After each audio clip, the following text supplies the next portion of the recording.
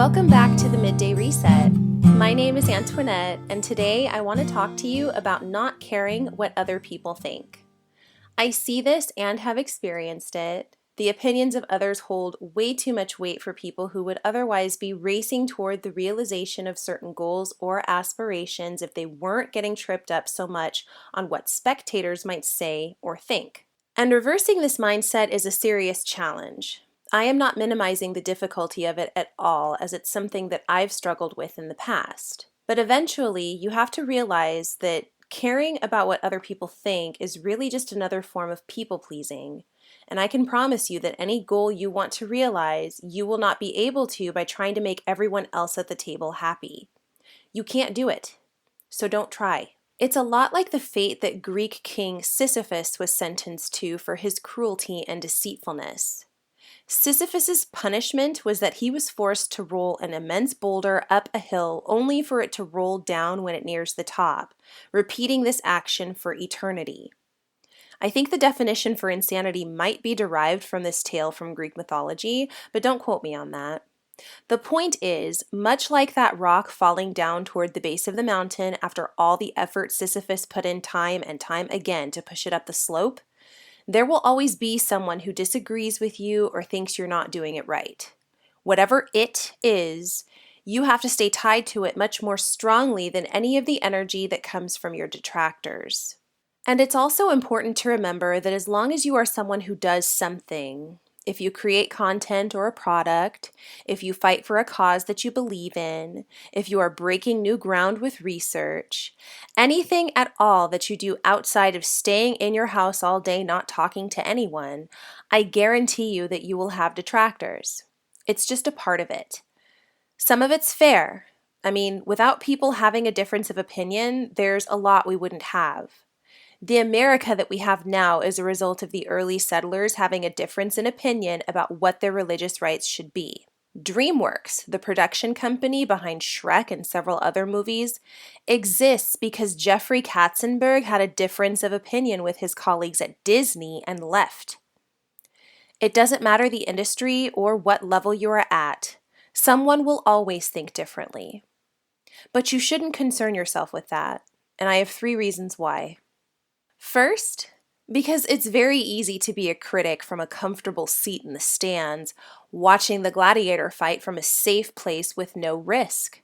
Brené Brown explains this well when she says that stepping out on a dream, doing something different, it's called being in the arena.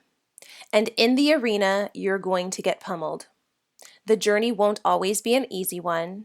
If you can stick it out and learn what you need to learn and grow when you're prompted to, you can realize victory, but the road there is not without some setbacks. The opinions of other people from the cheap seats really shouldn't matter to you. If someone isn't in the arena also getting their butt kicked on occasion, you shouldn't be open to their input on your work. Non-veterinarians or people with zero animal training or knowledge have no business advising the vet on what actions to take with a sick horse.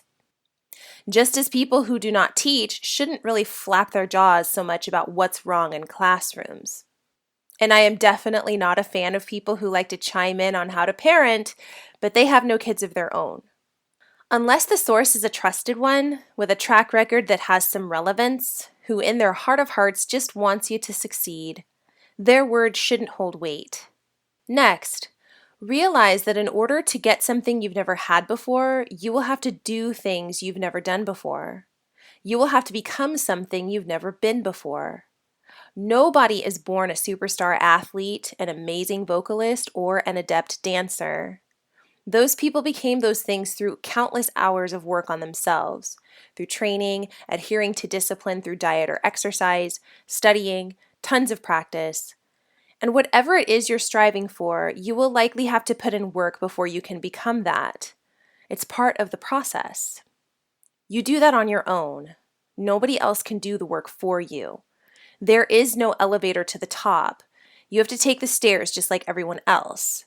Anyone who comes down on you for not being an expert on your first day, for not being an MVP or a gold medalist right out the gate, simply doesn't have the range to understand what real achievement requires.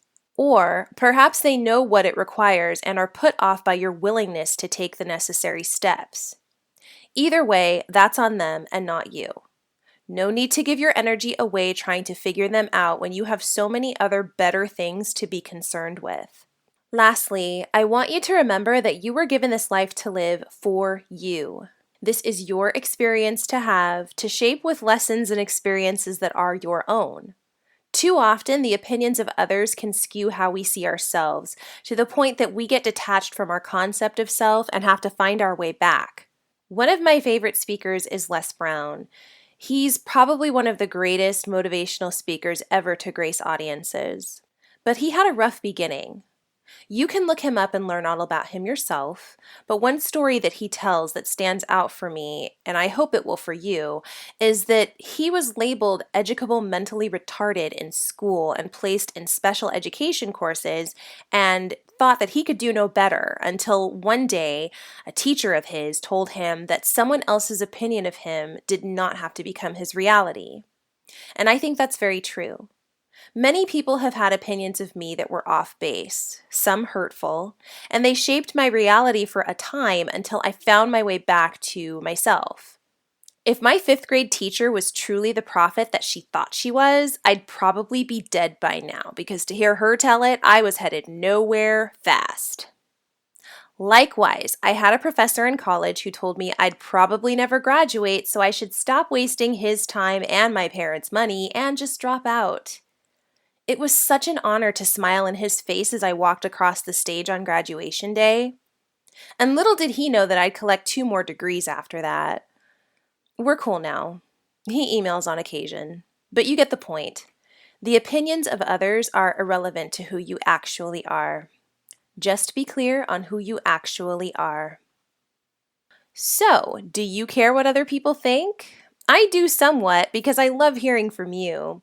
Feel free to write to me at themdrpodcast@gmail.com or follow me on Instagram at the Midday Reset to share some stories with me or just get a supporting nudge in the right direction. Take care, my friends, and I will see you next time.